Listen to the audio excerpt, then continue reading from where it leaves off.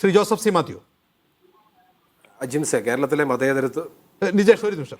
Shri Joseph C Mathew, ഞാൻ ചോദ്യം കേട്ടില്ല.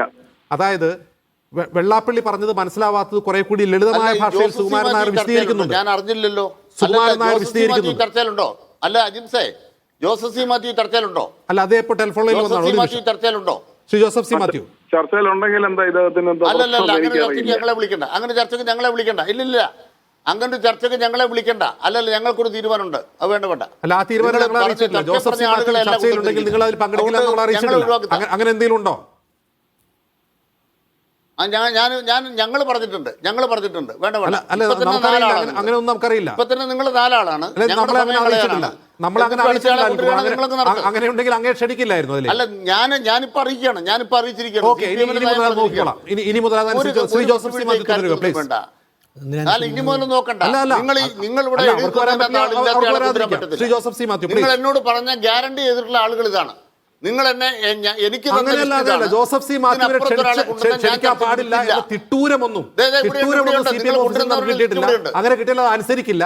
ഇനി അങ്ങനെ നിങ്ങൾക്ക് തീരുമാനമുണ്ടെങ്കിൽ നിങ്ങൾ ചെയ്യാൻ കഴിയൂ. ശ്രീ ജോസഫ് സി മാത്യു അങ്ങ് പറയൂ.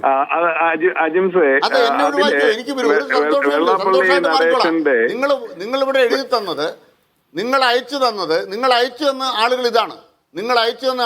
ഈ നടക്കുന്ന ചർച്ചയോട് ജോസഫ് സി മാത്യുവിന്റെ പ്രതികരണം കാണിക്കാം. അങ്ങേക്ക് മറുപടി ഉണ്ടെങ്കിൽ പറയാം. അദ്ദേഹത്തെ ഇതാണ് ഞങ്ങൾ നിങ്ങളുടെ ജോസഫ് സി മാത്യുവിനെ വിളിച്ചേക്കില്ല. അങ്ങനെ തിട്ടൂർ ലഭിച്ചത് അനുസരിക്കാനും പോകുന്നില്ല. അദ്ദേഹത്തെ പറയാനും നിങ്ങളിപ്പോ പറഞ്ഞിരിക്കുന്ന കാര്യം ഇതാണ്. ഇതിപ്പോ പറഞ്ഞിരിക്കുന്ന കാര്യം ഇതാണ്. ഇത് വെച്ച് പക്ഷേ നിങ്ങൾ ഇഷ്ടം പോലെ നിങ്ങൾ ബഹളം വെക്കല്ലേ ശ്രീ അനിൽകുമാർ പ്ലീസ്. അല്ലല്ല, മറുപടി ഒന്നുമില്ല. ഞങ്ങളെ ഒഴിവാക്കി തരൂ ദയവായി. അങ്ങ് പറയില്ല. അങ്ങേക്ക് അദ്ദേഹത്തെ കേൾക്കാൻ വൈകി എഴുന്നേറ്റ് പോകണം. അങ്ങേക്ക് ചർച്ച ബഹിഷ്കരിക്കുക ഒരു പ്രശ്നവുമില്ല. പക്ഷേ ജോസഫ് സി മാത്യു സംസാരിക്കാൻ പാടില്ല. നിങ്ങൾ വിളിക്കുമ്പോൾ വരാനും ഇപ്പോഴത്തെ തീരുമാനമാണ്. ഇപ്പോൾ ശമ്പളക്കാരാ നിങ്ങൾ വിളിക്കുമ്പോൾ വരാനും നിങ്ങൾ പറയുമ്പോൾ പോകാനും ഞങ്ങളുടെ ശമ്പളക്കാരാണോ? അല്ല, ഞങ്ങളുടെ നിയോഗിച്ചതാണ്. ഇപ്പൊ പറഞ്ഞു എഴുന്നേറ്റ് പോകാന്ന് പറഞ്ഞ പിന്നെ ആര്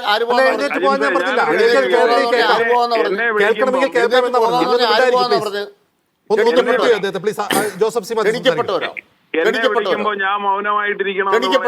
ഈ പറയുന്ന ആളുകളോ? ഇതാണ് മീഡിയയുടെ മാധ്യമ സംസ്കാരം. അതൊന്ന് മ്യൂട്ട് ചെയ്യൂ. ജോസഫ് സി മാധ്യമ സംസ്കാരം. ശരി, ജോസഫ് സി മാത്യു. അതായത് അജിംസ, ഇദ്ദേഹത്തിനെ പ്രകോപിപ്പിക്കുന്ന കാര്യം എന്താന്ന് പറഞ്ഞാല് ഞാൻ അത് ആദ്യം പറയാം. ഇദ്ദേഹം ഇവിടെ വന്ന് പറയുന്ന കാര്യങ്ങൾ പലതും വസ്തുതാവിരുദ്ധമാണ്. 2011 തെരഞ്ഞെടുപ്പിൽ തുടർഭരണം കിട്ടാതിരുന്നത് എന്തുകൊണ്ടാണ് എന്നൊരു ചോദ്യം ഇദ്ദേഹം ചോദിച്ചു. അതിന്റെ കാരണം കേരളത്തിലെ ജനങ്ങൾക്ക് പലർക്കും അറിയാം. പക്ഷെ ആ രാഷ്ട്രീയ കാര്യങ്ങൾ അവിടെ നിൽക്കട്ടെ. അന്ന് NSSന്റെ ജനറൽ സെക്രട്ടറി ആയിരുന്ന ശ്രീ സുകുമാരൻ നായർ കൊടുത്ത ബൈറ്റ് പരസ്യമായിട്ട് തന്നെ ഇവിടെ മാധ്യമങ്ങൾ ചർച്ച ചെയ്തതാണ്. VS അച്യുതാനന്ദൻ വീണ്ടും മുഖ്യമന്ത്രിയാകാതിരിക്കാനുള്ള സമീപനം ഞങ്ങൾ സ്വീകരിച്ചുവെന്നും ആ വിവരം ഞങ്ങൾ നേരത്തെ തന്നെ വൈക്കം വിശ്വനെ ഉൾപ്പെടെയുള്ള CPMന്റെ നേതാക്കന്മാരെ അറിയിച്ചിരുന്നുവെന്നും പറഞ്ഞിരുന്നു. മനസ്സിലായോ? ആ വസ്തുത പാർട്ടിക്കകത്ത് വിശദമായി ചർച്ച നടന്ന വിഷയമാണ്. അതൊന്നും ശ്രീ അനിൽകുമാർ മറന്നുപോയിരിക്കാൻ ഇടയില്ല. മറന്നുപോയെങ്കിൽ ഇപ്പോൾ ഓർമ്മിക്കും. പക്ഷേ അതിന് പകരം ഇത് മുസ്ലിം ലീഗിന്റെ എന്തോ കൂട്ടുകെട്ടുകൊണ്ട് സംഭവിച്ചതാണെന്ന് പറഞ്ഞ വെള്ളാപ്പള്ളിയുടെ കൊട്ടേഷൻ എടുത്ത് ഉപയോഗിക്കുകയാണ് ചെയ്യുന്നത്.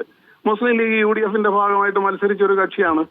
പക്ഷെ വെള്ളാപ്പള്ളി നടേശൻ പറയുന്നത് എന്താണ്? ഞങ്ങൾ ഒരു പിന്നോക്ക മുന്നണി ഉണ്ടാക്കിയപ്പം അവരധികാരത്തിൽ വന്നാൽ ഞങ്ങൾക്ക് ചില അപ്പകഷ്ണങ്ങൾ കൂടുതൽ തരാമെന്ന് പറഞ്ഞിരുന്നു. അപ്പൊ പരസ്യമായി ജനങ്ങളുടെ മുന്നിൽ ഒരു പിന്നോക്ക ക്ഷേമത്തിന് വേണ്ടി ഒരു മുന്നണി ഉണ്ടാക്കുക എന്ന് പറയുക.